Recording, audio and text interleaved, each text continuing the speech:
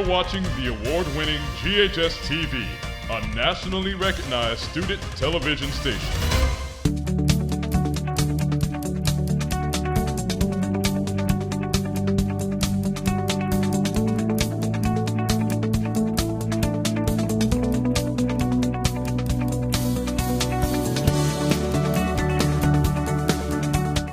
Hello and welcome to Medical Talk. I'm your host, Betty Lamar. We are talking today about the D word, and it's diabetes, and we're bringing awareness to diabetes with the pros from AM Diabetes Centers of America, Janet Butler-Curtis and Kent Stoneking. Hello, everybody. Thanks for tuning in, or welcome to Medical Talk. Thank you for having us, Betty. Thank you, Betty. Okay, well, we're going to get this started. I want each one of you, starting with you, Janet, to tell our viewers who you are as it relates to our topic today.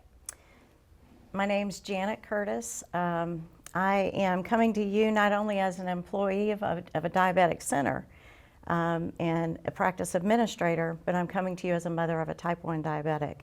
Our youngest daughter, who's now 25, Katrina, was diagnosed at the age of 11. And Wow. so there's a lot that goes along with that, but it was August the 13th, 2011, when our lives and the diagnosis changed our lives. Okay. And I'm Kent Stoneking, and I come to diabetes. I was diagnosed at age 11, February 11th of 1979, Wow. which means that today That's right. is my 44-year diabetiversary. Wow. I've been involved as a patient in clinical research for many years at the UT Health Science Center. Landmark studies, they had us doing things back in the early to mid 80s, early 90s that people with diabetes were never doing. The outcome of all of that research was transforming how type 1 diabetes is treated. And as a patient in that environment, I was privileged to be doing things that people had never done before, rendering blood glucose levels that were ordinary for people without diabetes. And from that, learning how to avoid complications. I learned how to care for myself then, and I'm still doing the same things today. So very privileged to be here. Thank you. Wonderful. Thank you so much. This is so exciting. You know I'm always into diabetes. Well, diabetes, my daddy and his mother sort of kind of in the genes.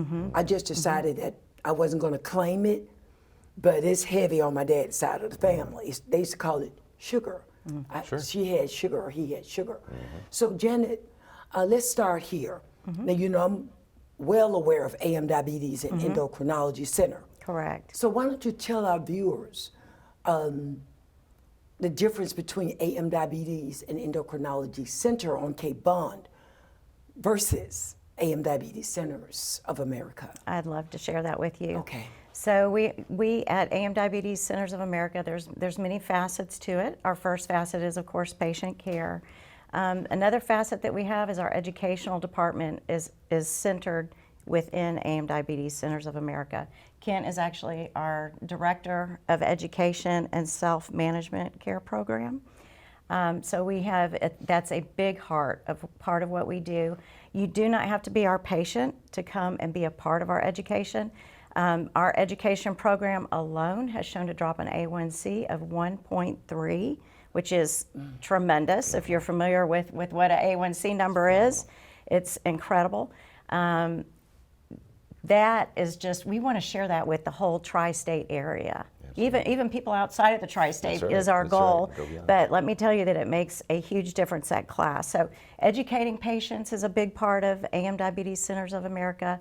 We want to be, we actually on Cape Bond have the nation's first and only insulin pump center. Yes. So it's where anybody that wears an insulin pump has their own location to go to. Having an insulin pump center has also shown to drop an A1C by 0.8, and so we've carried that and tracked it through all these years, and keeps it down. That gives them their own point of entry. It gives them their own telephone numbers. They can stop by at any point, have their insulin pumps downloaded, have a doctor review it. There's no charge. We just want to make sure that they're at their top care. You can also send those numbers in electronically these days through the web. The other things that we do, we offer an implantation of a controlled glucose sensor. It's called Eversense, and we'll do that procedure for you. So your provider can just recommend you over. We'll take care of the diabetes portion. We just want to help assist the That's it. providers to help their patients get their best care. So another part, Kent, I want you to just kind of share the other aspect that we have. So we've got the implantation. Tell about the infusion that's part of, It's of exciting. what you do. Yes. So It's yeah, exciting. let's explain We that. have a research center, right? How many doctor's offices have a research center in their office? AM Diabetes Center? There you go. You named it. That one. Dr. Latif is very keen on research, and he's partnered with a number of pharmaceutical companies and device manufacturers to do research. And one of those very exciting pharmaceuticals is a product called teplizumab. That's what pharmacists say. Everyone else says Tzield. Tzield is now commercially available. He did some of the pre-approval studies with teplizumab, and this is an exciting infusion, Betty. It allows people who are not fully diagnosed with type 1 diabetes, but they're well on their way. I'll back up just a step and explain that type 1 diabetes is really an autoimmune process. Okay. So if you take someone who perhaps has a family history, if they demonstrate that they have at least 2 autoantibodies to their own insulin, and their blood glucose is not diabetic level yet, but starting to move off the mark, those are prime candidates. If they're at least 8 years old, they can receive these infusions once daily for 14 days. But what that does is it basically shuts off that autoimmune process and preserves their ability to make insulin. Wow. So they never convert, or at least not as rapidly convert, to full-blown type 1 diabetes. It's huge. That's amazing. By preventing diabetes, you really prevent the complications of diabetes, and that's the big win. Because diabetes is the leading cause of new cases of blindness every year in the U.S. It's a primary cause of kidney failure, non-traumatic limb amputation, and for type 2 patients, it's a huge driver for heart disease. Okay. So we're going a long way with education, with these infusions, with the insulin pump center, helping patients stay on track. Okay, Going a long way question. preventing those complications. Speaking of the research, will the research department now move to AM Diabetes Centers of America, or will it remain on Cape Bond? We will have some at both locations. Okay, you will. We will. Okay, now let's go into the education, because a lot of people don't understand. It amazes me how many people I speak with that are living with diabetes that have never attended a diabetes sub-management class. So take us there and tell us about exactly, okay, I come in, I call, I sign up or whatever, register. Take me to when I first walk in, sign up for the class, where do I go from there? Great question, Betty. And really, the diabetes education is for everyone. But people come at diabetes from a variety of angles. There are people with type 1 diabetes, usually children, where the body's just quit making insulin.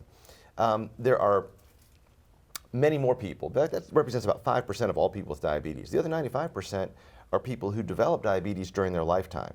And that's a very different, the medical word is etiology, the pathway to that disease, but the outcome is the same. They still have to manage glucose, but it's different. Okay. There are people who develop diabetes during pregnancy. There are people who might have cancer and because of high exposure to steroids wind up with diabetes. Wow. Sarcoidosis, there's various high exposure to steroids can drive people into diabetes. So there are a number of ways to get there, but once they're there, we all need to be doing the same thing. We need to understand how to eat properly. Yes. Diet's a 4-letter word. We try to avoid that word. We favor the term meal planning. Yes. And I've learned as a diabetes educator over the past almost 28 years that is the most misunderstood aspect of diabetes care. What in the world do I eat? How much can I have? Can I enjoy my favorite whatevers? The answer is yes, by the way. But we figure out how to factor that in. Okay. Medications, physical activity, exercise. In fact, if you just took diet and exercise, those are the foundations of diabetes care.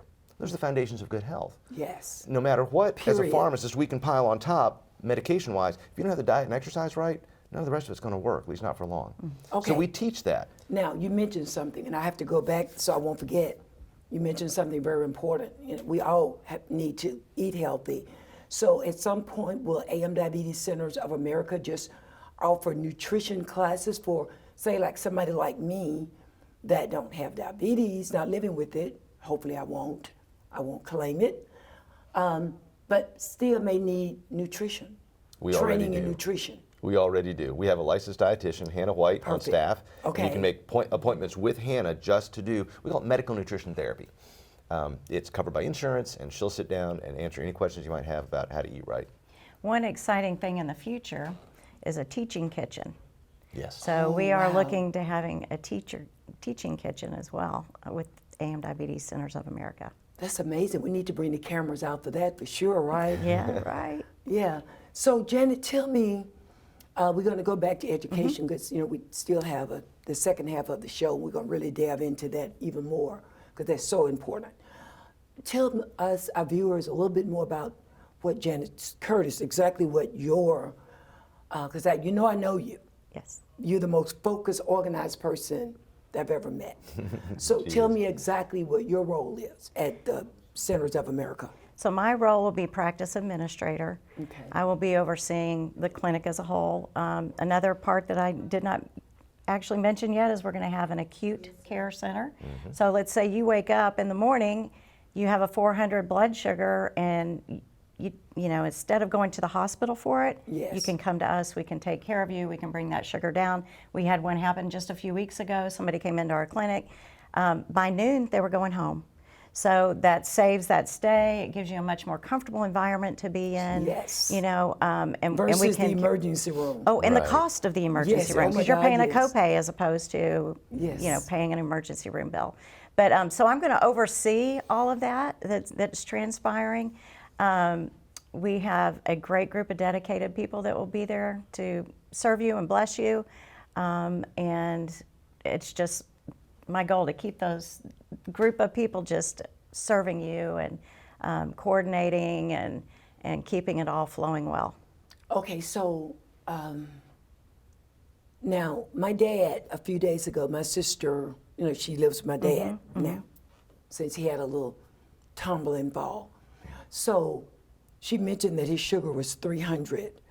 So is 300 considered what? That's 3 times what it should be. Okay. Because see, Really? to her, it was like no big deal. But I guess because I work around and hear the numbers, and I have to study it really in order to even post something about it on Facebook or whatever, on social media.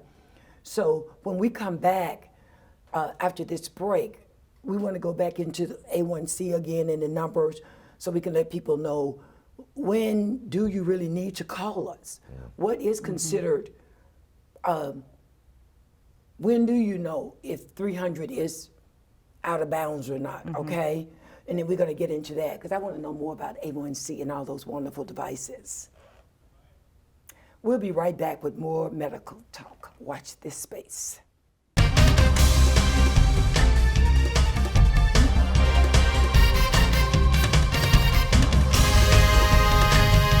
You're watching the award-winning GHS-TV, a nationally recognized student television station.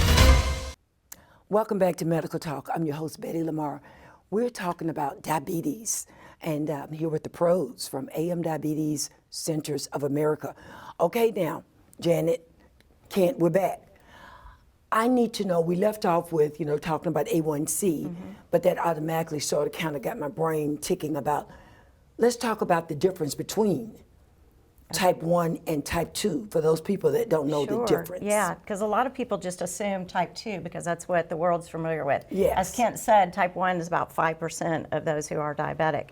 So what we are familiar with are the type 2s. It's typically a sedentary lifestyle. As you get older, a lot of times it onsets. And it's typically tied to activity level. And it could be family heritage too as well. Okay. That factor in there. Type 1, so I've always told people this is the layman's term. I can't tell you the scientific aspect, Okay. but layman's term, I always say, my daughter is a type 1 diabetic. That means she could exercise 24 hours a day. Okay. She could eat nothing but carrots. She's going to die from a high blood sugar Okay. without insulin being injected continuously into her body, either That's right. through an insulin syringe or through an insulin pump. So Okay. that's the difference in the two. Now, some type 2s do use insulin as well. My dad does for Yes, some reason. yes. I don't know why. And that's just part of the progression of the disease. But I'll let Kent tell you kind of a little bit more scientific version of Okay. the difference. And we alluded to this a few moments ago, but really type 1 is an autoimmune disease. For Right. whatever reason, the body's own immune system recognized the insulin-producing cells, the beta cells in the pancreas, as an invader and attacks and obliterates those cells. Usually there's an exposure to a virus of some kind, maybe not even an illness, but that viral exposure causes the immune system to create antibodies, and antibodies do what they do best. They eliminate that virus, Right. but they also attack other things that resemble the virus. Oh. There's kind of a genetically driven component to that too, because some people's beta cells resemble viruses more than others, and so the immune system will recognize those, develop those antibodies, and then over a period of time obliterate those insulin-producing cells. So people like Janet's daughter, people like myself, our bodies just quit making insulin because our own immune system destroyed its capability to make insulin. So again, exercise won't do it, eating nothing won't do it, because we have other hormones that will release stored glucose from our liver, from our muscle cells, to maintain the level of glucose, but without that check and balance of insulin, it's just going to continue to escalate unchecked. Type 2, on the other hand, begins with a resistance to insulin. The body's making plenty of insulin, but let's talk for a moment about what insulin really does. It moves glucose from the bloodstream into cells where it can be used for energy, and glucose is our body's primary source of fuel.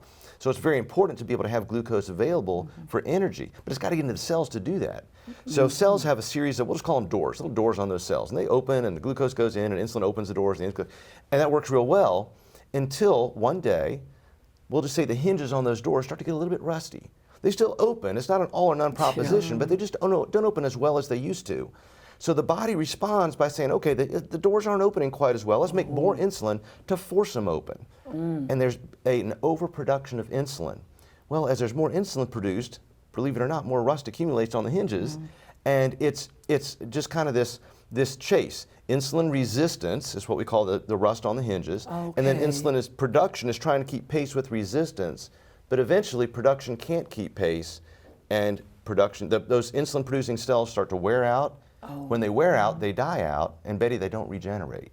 That's why your dad with type 2 diabetes is on insulin, because his ability to make insulin has been diminished by trying to keep pace with resistance. The beautiful thing is we have a number of medications now, if we can catch it before we get to that point, that can prevent the need for insulin, or at least push it way, way out. But there was a doctor from Harvard years ago who set the diabetes care world on its head. He said, you know, type 2 diabetes patients, if they live long enough, eventually they'll all need insulin by injection just to keep a balance. Okay, so let's talk about the ADA, American Diabetes Association. I know you all have to have some kind of special accreditation, if you will, or whatever, to do what you do. Tell us how the ADA plays into diabetes education. Absolutely. So ADA has a very rigorous, they call it a recognition program, and our education program has to meet certain criteria per their guidelines in order to be recognized.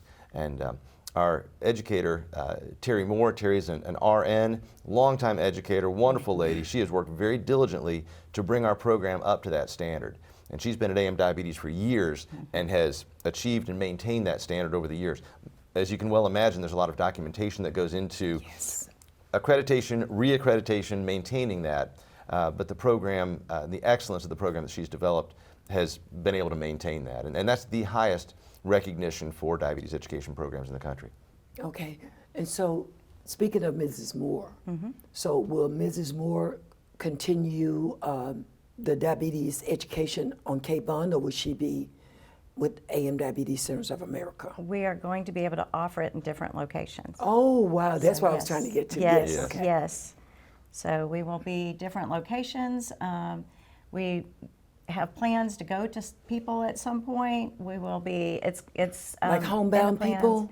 It's in plans as far as different ways, maybe even through electronically plans. Yes, virtual So education is virtual. covered, just like live education. Okay. And you know, COVID did a number of things that were actually beneficial. It taught us how much we could do virtually. That's And so right. virtual education, just like telemedicine, is now a covered benefit. So we can take our team wherever they are and really expand our influence. We're also adding to our team, Betty. So there are a number of really good educators in the city that may or may not be doing education as their full-time job, but that are eager to educate patients because it's such a need, especially here. Yes. If you were to look up the American Diabetes Association on the internet and look at their heat map for the entire U.S., the Memphis Mid-South area is at the epicenter. It's hot. It is hot. Oh, God. And I mean, people here, you either have diabetes or you know at least one other person who does. So we have a huge job to do. And Terry gave me this number. She researched it. She said there's 60% of people with diabetes that have never had education, not the first bit.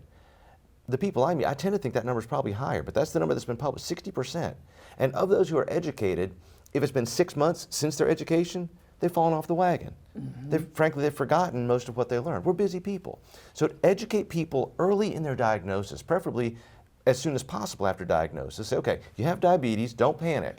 We've got you. Right. And we're going to walk you through this process, teach you what you need to do. And can you imagine, though, taking that 60% of people and educating them and bringing their A1C down 1.3 from that education? You know, and that's an average, so some are going to drop more than that. So what a difference that's going to make in their lives. A big difference. Okay, I'm enjoying this so much. When I have question follow-up, that means I'm really getting some good stuff. So how often should a person, say like I was diagnosed with diabetes, okay, I went to AM Diabetes Centers of America. I had this wonderful class. Now, as he mentioned earlier, 6 months later, whatever, you drop off the wagon. So how often should a person refresh? Good question. Because technology and everything constantly change. Our food choices change. That's right. So how often? At least once a year. At least once a year. At least once a year. Medicare covers up to 10 hours of diabetes education in the first 12 months after diagnosis, and 2 hours of re-education every year thereafter. So we have a huge opportunity, Betty, to reach out to people and to continue to cultivate their knowledge. And really, it goes beyond education, it's empowerment. Because we're handing you the keys to drive this yourself, because you'll have to if you're going to be successful. And then we stay, as Janet mentioned, we remain as your backup, as your resource. We're here for you, just to keep you on the path. Yeah, that's where that word self-management. That's Exactly. correct. That's Okay, correct. then now Exactly. that all that really makes sense. You give them the tools they need That's it. to manage, but of course they know you're always there. Yes. Because I just think, like, in my family, I don't really know if my dad has ever had diabetes self-management. Now, he's very careful about what he eats. But back in, he's like 87 now, but back, many years ago, there wasn't any such thing. You just had sugar. So as you get older, you sort of, as we say, you get sort of set Yeah.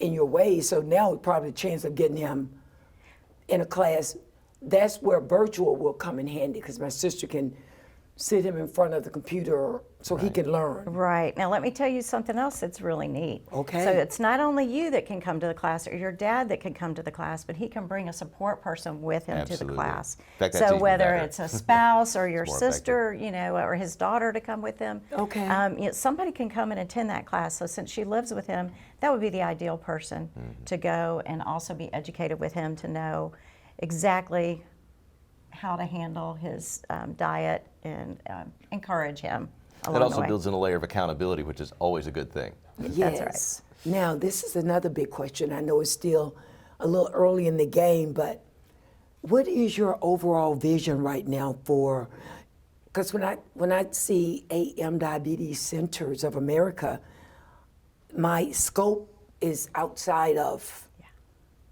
where we are right now. I think Absolutely. America. So what is the vision for now? Because I know it's going to expand. I know the medical director, okay? I know how you all roll. So right now, today, what is the vision for the diabetes education and everything else that you all will be doing there or are doing there? Yes, so our vision initially, we will be starting out on Poplar. We have multiple other sites that we are looking at to Okay. expand into, mentioned as a tri-state area, but that vision's not limited. Yeah, because I really think that it would be a good idea eventually, because like my family and a large demographic of people Yes. of color, Yes. those areas, I think it may be a little bit easier to get them into a class if they could get there. Right. You know what I mean? Right. If they could just, if it was someplace close where they can attend, because I'm in Whitehaven, but it's just like, Access is very critical. Yes. That's why we're looking at Yes. We want to get our various arms around locations. the Memphis Mid-South area Yes. primarily because that's the epicenter. And then from there, build a solid base from where we can branch out and have impact in other parts of the U.S. okay, now, since we're about to go off the air, right? I want both of you just to just tell our viewers what they need to know in just these few seconds that we have. Where you located, a phone number, email, anything that they need to get in touch. And of course, we'll put it on the screen later. Sure. So AM Diabetes Centers of America, we are located at 6401 Poplar, Memphis, and in the Penmark building. So if you're familiar with the Penmark building across from International Paper area, that is where we are located. Okay, perfect. And what do you want to say really quickly about the importance of that education class? There are more people that need education than ever imagined. If you wonder if you need it, go to the American Diabetes Association, diabetes.org, and look up risk test. And it will amaze you. You think, oh, I'm not at risk. You very well may be and not know it. So take the risk test, and if you qualify, call us. Okay. We will help you. Okay, this was really wonderful, and I thank you all so much. And I would like to thank everyone for tuning in every Friday night at 9:30 p.m. on Channel 17 for Medical Talk. We do try to bring, I would say, some of the top professionals in the community to give you the tools that you need. And something I'm going to piggyback, Kent, when I asked about when does a person know, I think that if you have not attended a diabetes education class, that is already an indicator that you need diabetes education.